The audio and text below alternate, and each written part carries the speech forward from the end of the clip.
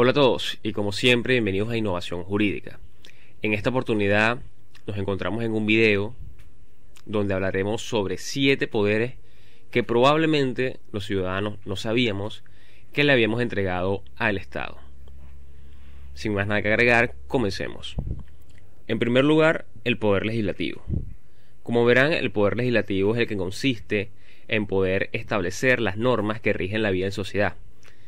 Eso significa que hemos entregado el poder de establecer cuáles son las reglas de convivencia en nuestra vida en sociedad. Tomaremos como fundamento la Constitución de Venezuela, la cual en su artículo 36 crea al poder legislativo, lo que nos da a entender que esta función de legislar la mantendrán un conjunto de organismos del poder público.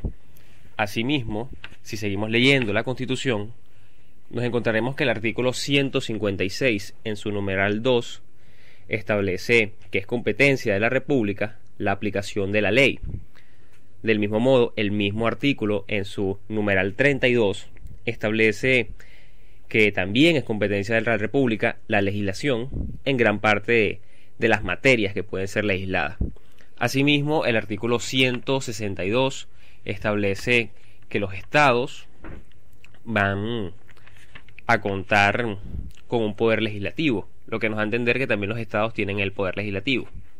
Asimismo, el artículo 175 establece la función legislativa de los municipios y establece que corresponde a los consejos municipales. Como vemos, el poder legislativo no puede ser ejercido por los ciudadanos. Lo hemos entregado al poder público y este es quien lo ejerce. También ratificamos esta afirmación cuando vemos el artículo 187, el cual establece que la Asamblea Nacional, en su numeral primero, tiene la potestad de legislar. Bien, ahora pasamos al segundo poder. El segundo poder que hemos entregado es la jurisdicción. La jurisdicción es la potestad de resolver los conflictos que se suscitan en la vida en sociedad. Este poder le corresponde al Estado. ¿Qué significa esto? Que solo el Estado es el que tiene el poder de resolver los conflictos que se presenten entre los individuos que viven dentro de su territorio. Ratificamos esta afirmación según lo establecido en el artículo 253 de la Constitución, cuando, si bien dispone que la potestad de administrar justicia emana de los ciudadanos, también establece que corresponde al Poder Judicial conocer las causas y asuntos que sean de su competencia según la ley y que deban dirimirse en los procesos establecidos en la misma ley y al final estos conflictos serán resueltos por una sentencia. ¿Qué trae como consecuencia esto? Primero, una prohibición, que es la prohibición de hacerse justicia por sí mismo. Nosotros, los ciudadanos, tenemos prohibido de alguna forma hacernos justicia por nosotros mismos, pues la búsqueda de la justicia está supeditada a dirigirnos a los órganos jurisdiccionados, ya sean juzgados, tribunales o cortes, y son estos los que tienen verdaderamente la potestad de resolver los conflictos que se suscitan en la vida de sociedad. Tanto así que, si bien existen algunos conflictos que pueden resolver los ciudadanos sin intervención del Estado, pues estos conflictos no son de orden público, solo podrán hacerlo si la misma ley se los permite. Ahora pasamos al tercer poder que hemos entregado, y ese poder es la potestad tributaria. La potestad tributaria consiste en esa capacidad que tiene el Estado de establecer tributos para que los ciudadanos estemos obligados a pagarlos. Del mismo modo, de la potestad tributaria también deriva lo que se conoce como el poder tributario, que es la posibilidad que tiene el Estado de recaudar los tributos que ha creado. Esto trae como consecuencia que nosotros, los ciudadanos, hemos entregado el poder suficiente al Estado para que éste nos imponga cargas tributarias. Esto es, pues, porque el Estado necesita dinero para mantenerse y, bueno, ¿cómo lo hace? Nos impone cargas tributarias. En ese sentido, al haber entregado ese poder, nosotros no podemos realizar leyes o realizar actos que de alguna forma evadan el pago de tributos. Es decir, el pago de tributos no está sometido a la voluntad de los ciudadanos, sino al imperio de la ley tributaria, a las disposiciones que el Estado ha impuesto. Asimismo, por supuesto, todo ciudadano tiene prohibido crear tributos para cobrarle a otra persona. como quizás tal vez se hacía en épocas feudales o medievales, donde el señor feudal le ponía tributos a sus siervos, a los que le servían. Ahora, ¿cómo ratificamos esta afirmación en la cual el pueblo ha entregado la potestad tributaria? Bien, primero podemos buscar en la Constitución, en el artículo 156, en sus numerales 12, 13 y 14, donde vemos todo el poder que se le ha dado a la República para crear, organizar, recaudar, administrar y controlar los impuestos, también para legislar sobre esa materia, coordinando y armonizando todas las distintas potestades tributarias, y por supuesto el poder que tiene la República de crear y organizar los impuestos territoriales, etcétera. Como vemos en esos tres numerales, que son el 12, el 13 y el 14 del artículo 156, vemos cómo el poder público nacional posee la potestad tributaria. Asimismo, la potestad tributaria se ha dividido, gracias a la Constitución, en los 3 niveles de gobierno. Así que vemos que si bien los ciudadanos no tenemos potestad tributaria, sí la tienen tanto la República como los estados y los municipios.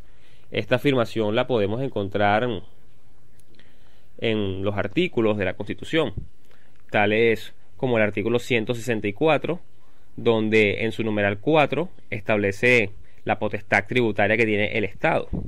Asimismo, el artículo 179 se refiere a la potestad tributaria que tiene el municipio, específicamente en sus numerales 2 y su numeral 3. Ahora vamos al cuarto poder que entregamos. El cuarto poder es la potestad punitiva, es decir, aquella potestad que tiene el Estado de sancionar determinadas conductas. Es decir, es una potestad primero que consiste en que el Estado puede establecer a través de los mecanismos legales que una determinada conducta es un delito.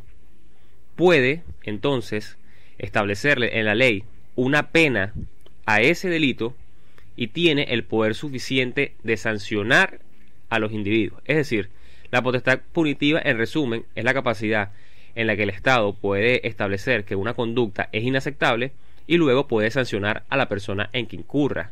Esa potestad, evidentemente, no la tenemos los ciudadanos. Es una potestad exclusiva y excluyente del Estado.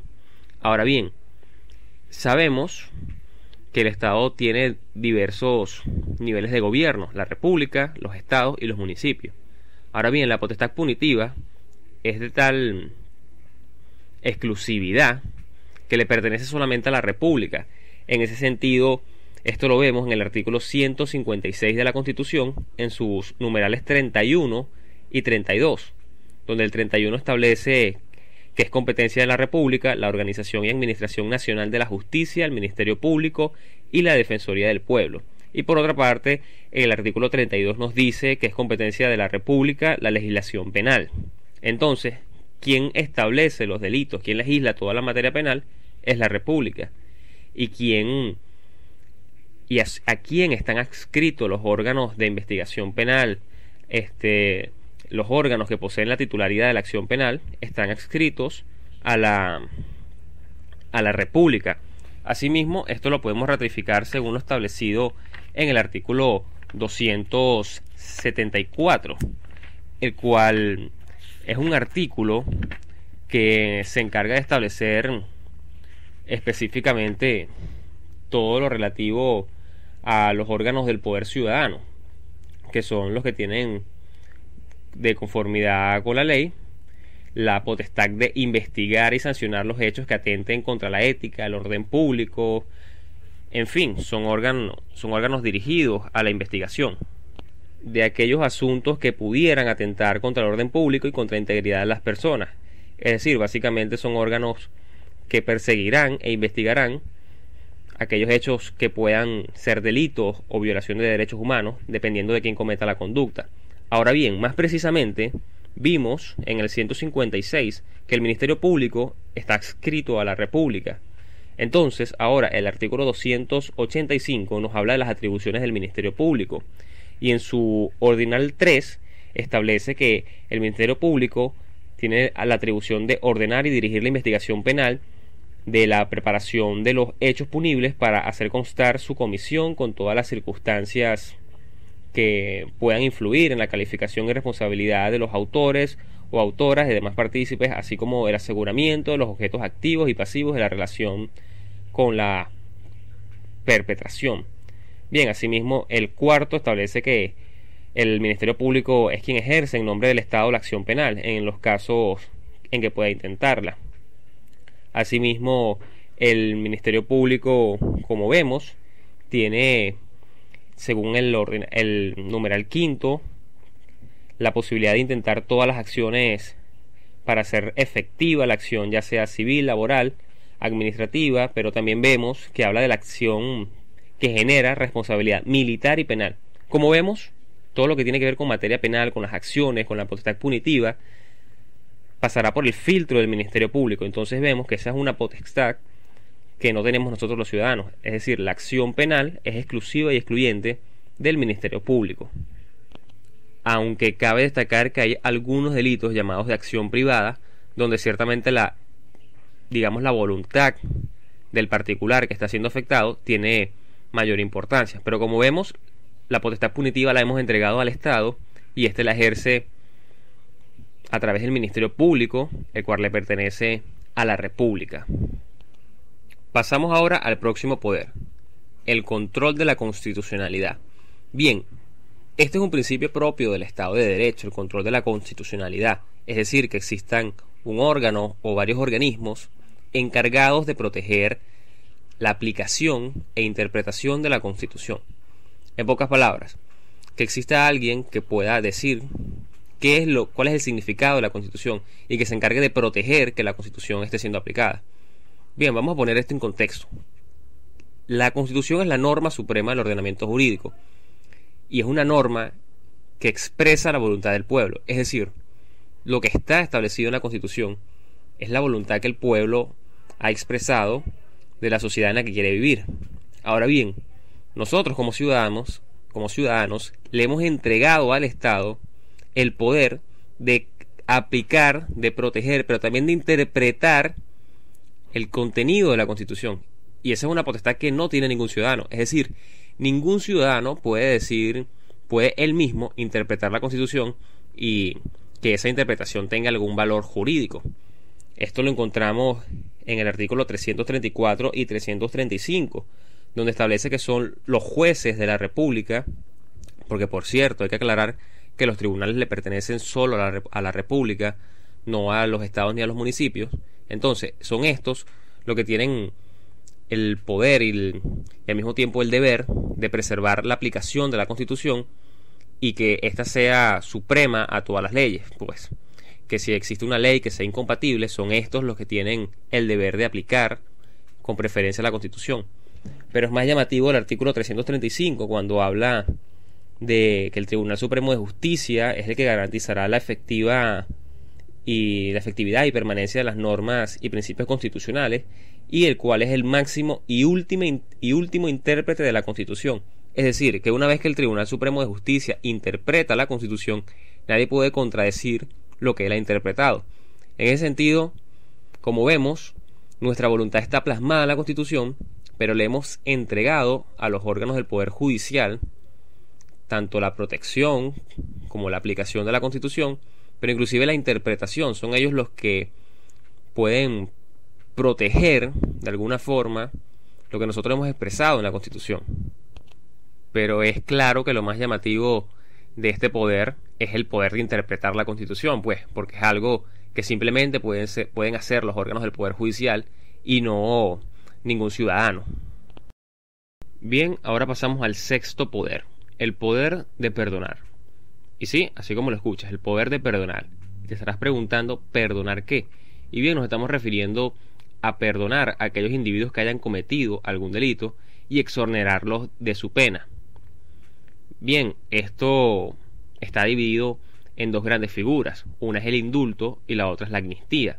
Como vemos, el indulto es una potestad que tiene el presidente de la República, establecida en el artículo 236, numeral 19 de la Constitución. Como vemos, esta es una potestad que solo puede tener el presidente de la República y no la posee ningún ciudadano más. Ahora bien, también existe la amnistía, la cual es una potestad que posee el poder legislativo nacional ejercido por la Asamblea Nacional, el cual se encuentra reflejado en el artículo 187, numeral quinto de la Constitución, donde establece que tiene la potestad de decretar amnistía. Como vemos, tanto la amnistía como el indulto tienen como finalidad exonerar de su pena a aquel individuo que haya cometido alguna de las conductas establecidas en la ley como delito. Esta potestad no la posee ningún ciudadano, es una potestad que le hemos confiado a los representantes del Poder Ejecutivo Nacional y del Poder Legislativo Nacional. Y por último, el poder de hacerte rico.